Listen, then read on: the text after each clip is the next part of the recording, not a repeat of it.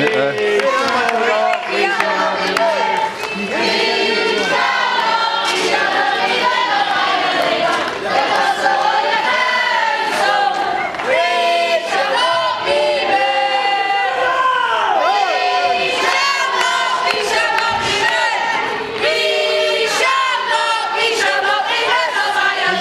Press a free shots already. Don't worry, well.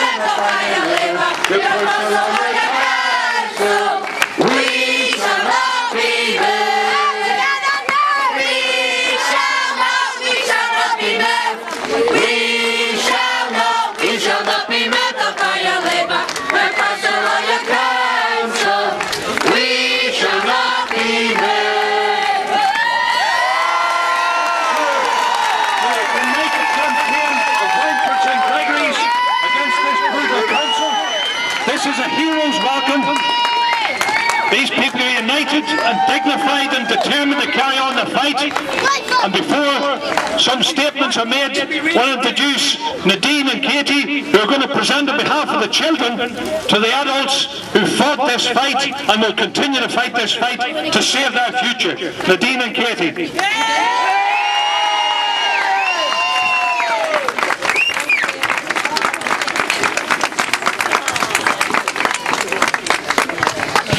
I'm going to introduce people directly involved in the sit-in from the two schools, and in doing so I want to state on behalf of the Glasgow Save Our Schools campaign that this is a tale of heroes and villains. The heroes are the people who have given up their family holiday over Easter to sit in to protect these buildings from the vandalism by the Labour Council. The heroes are the people who have united the community more deeply and widely than has ever been the case in opposition to an attack on a basic facility and their children's future. And the villains are the Labour councillors who decided to try and close down these two schools and 25 schools and nurseries across the city without regard for the effect it has on young children or communities. And above all, the villains are the Labour councillors who in the last couple of days have issued letters to parents saying if the sit-in doesn't end by yesterday Friday, then your kids will be snatched from you on Monday morning, stuck on a bus and dumped in a school they're unfamiliar with. Young children of 5 in a school they're unfamiliar with, where they don't want to go, which the council wants to shove them into as part of a package of closures. As far as I'm concerned, that is using children as hostages to try and intimidate and divide the community. But the council villains, the playground bullies from the Labour Council have failed because the people did not evacuate the sit-in yesterday when they dictated to come out united, determined and resolute on their own terms. They will not succeed in whipping up division in the Wynford scheme or across Glasgow. They've actually made people more united, more determined, more ready to fight on. And I'll pledge for the Glasgow Save Our Schools campaign, not only will we continue to work in support with, in solidarity with, in unity with the people of Wynford and St Gregory's, but every campaign across the city to conduct this battle on several fronts. We'll take it to the trade union movement in Scotland this week to win support. We'll blockade the council meeting on the 23rd when they meet. And we will also continue the battle beyond that and issue the warning to the councillors. This battle continues. You will not succeed. I now introduce somebody who's going to read a joint statement on behalf of the two sets of parents and carers that have occupied heroically for 15 days despite the strain that causes on your life and your family. I'm going to introduce Jackie and Carolyn to read the joint statement on behalf of the sit-ins from St Gregory's and Wynford Primaries. Thanks very much for coming. My sister and I would like to read this statement to you. We, the parents of St Gregory's and Wynford Primaries, have conducted a peaceful protest since the 3rd of April, and from the beginning of the protest we have stated that we would not disrupt our children's education and would vacate these buildings to let the children go back to school. We came to be heard, but Stephen Purcell and the council have not listened to any of our concerns. We'd like to thank the people of Maryhill, Glasgow, Great Britain, Australia, Canada, Italy, Slovakia and Ireland. They have listened and heard us, and their support has been immense. This past week we have been badgered and bullied by the Glasgow City Council, relentlessly and unnecessarily. According to some members of the council, it is a luxury to have schools in your community. Well, we see it as a necessary for our children. Necessary.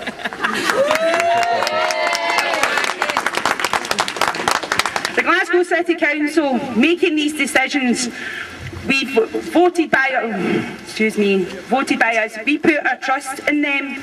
And we trust, the trust we have will not, I'm really sorry, I'm so nervous. And the trust we will not be making that mistake again. We teach our children to listen and respect others as you would expect in a democratic society. The Glasgow City Council have used bully boy tactics and proved that they will dictate to the people of Glasgow. Where does this dictatorship end? Stephen Purcell, you need to know that you've made a mistake by not listening and paying attention, and should sit up now and listen. We pay very close attention. We fought the fight now, the battle is just beginning. We thank everyone for their support, it has been fantastic, and you, the press, for taking the time to listen and report our campaign. United we stand, and we will never be divided! The next person I want to say a few words is Jan, who's involved in the Ignite Club at the school. She's been very supportive of this battle, and she's going to say something to you about why she's fighting to save these schools. Jan. First of all, I'd like to say hi to all the Ignite kids. We're coming back next Wednesday and we're fighting alongside St Gregory's and Wynford. We've been in the Wynford Primary School supporting and helping the parents for the last 7 years with their kids. We've found it a real honour, and we know there's a lot of children that have gone on to better things from the Ignite Club. We look at Ignite as an investment in the community. And my question is to the council, the city fathers, can they look into the eyes of those children and say not only are they closing down their school, but they're closing down their pleasure time? They say they can put it elsewhere. Where is there another hall that's big enough in Wynford? I would actually ask them to come here today, but they're probably having a nice little cup of coffee with their feet up, not bothered about all those kids. Those kids are not just today's generation, they're tomorrow's future. And if we don't invest time into our children, they're going to march with their feet. So it's not just Wynford I'm shouting out for, it's the children of Glasgow, the children of Scotland. We voted in those people, did we really? Do they know the heart of the people here? No, they don't. So my last comment is that Ignite Kids Club, which has got a lot of students from Northern Ireland, all over Scotland and England, are supporting you. We'll come here Wednesday and we will support you until we get a good resolution. I'm going to take two other speeches from people involved in this heroic and prolonged battle in the form of the sit-in. Alison, who's a parent from St Gregory's first, and then Donna, a parent in Wynford. So Alison.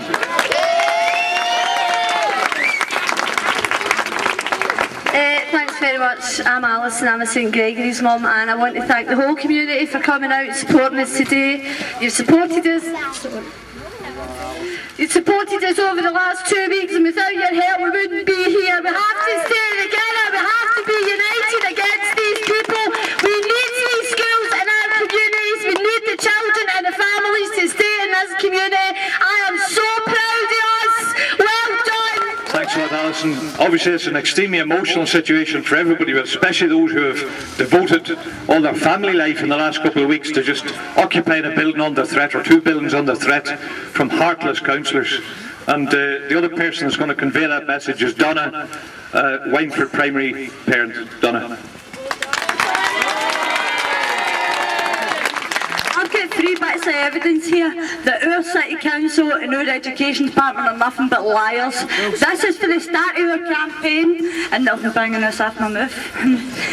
This is a children's charter that we were issued with 2 weeks before these proposals went up. If you get a chance to read them, everything that's on them they have went against. They have told our kids that this is their rules. My kids come home and said, "This is my rules, Mum, we have rules."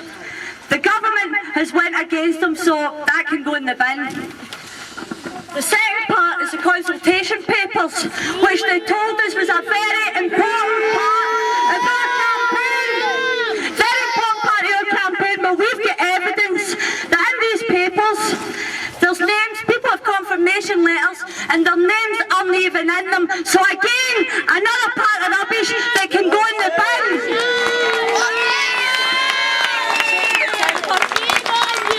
And again, the Billy Boy, what's our kid? I'm just getting nervous now and I'm shaking with anger.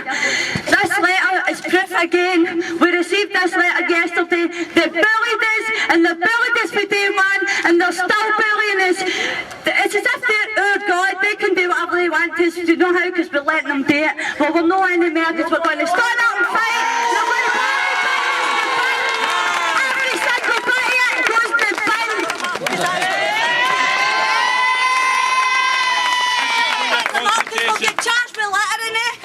That's where you can do my consultation. Shame on you! Thanks a lot, Donna.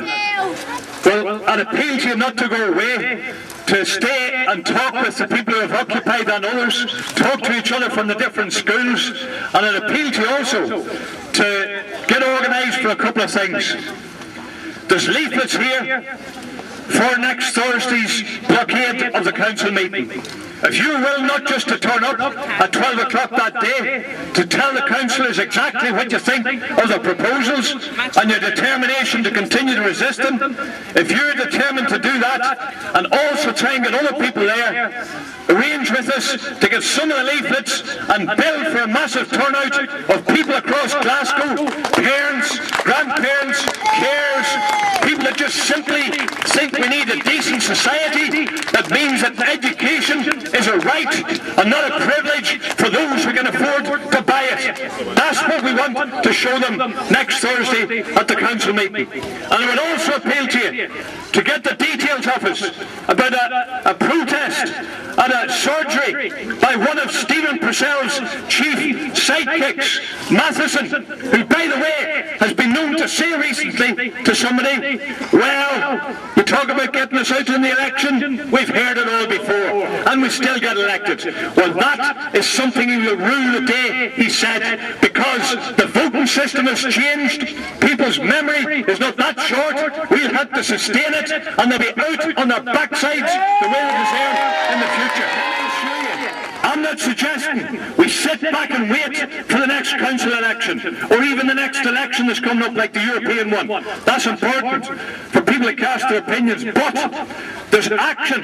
It's the arguments and the action of this campaign which has already blown to smithereens the case for closure across the whole country and even internationally. It's the arguments and the action that has forced them to at least retreat on the closure of Rockhill Primary and Autism Union, the Nithsdale Road Nursery and the Shawbridge Road Nursery. They would have shut those as well if there hadn't been a campaign. And it's the arguments and the action that will continue over the next few weeks and if necessary months that will force these villains to back off and save our schools, because even if they decide on the 23rd, they still have to implement it. Don't forget that. We exist, we'll build our forces and we'll still stop them. Thanks very much for turning out. Get the leaflets, build the events, come to the lobby of the surgery on Tuesday night and stay with those who have stayed with you during the occupation. Show your support for them. Thanks a lot for turning out in such numbers.